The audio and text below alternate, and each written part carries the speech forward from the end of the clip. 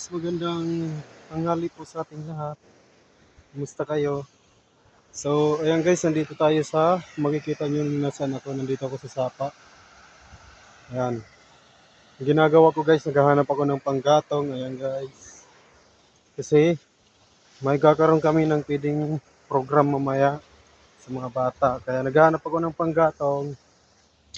Kasi, magluluto kami mamaya. Magluto ako ng sopas para sa tupakan sa mga bata, sa feeding.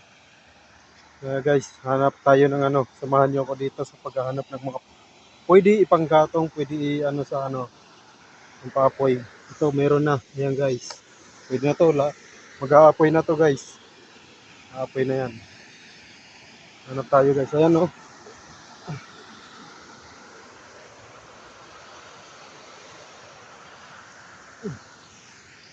Ito guys, may nahanap tayo. Ito.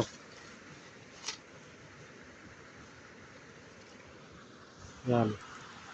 Pwede na yan guys.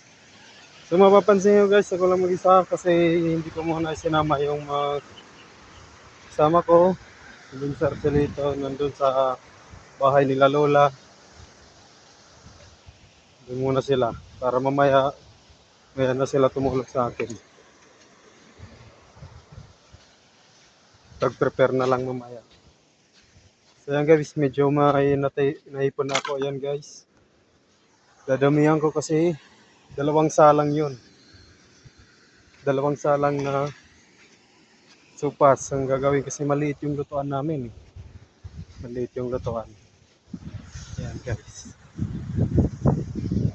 So dito tayo ngayon. Naghahanap tayo.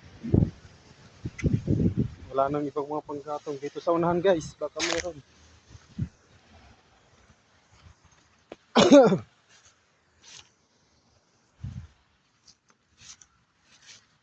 Hanap tayo guys. So okay na siguro yun guys. Huwag na tayo pumunta dito. Kasi madamo na. Wala naman.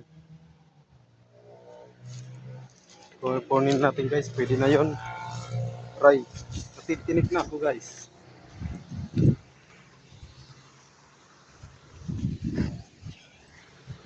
Ayan guys. Malikot ako guys. Nagbibideo. Ayan. Madami-dami na to guys. So, mamaya muna guys. So, ayan na guys.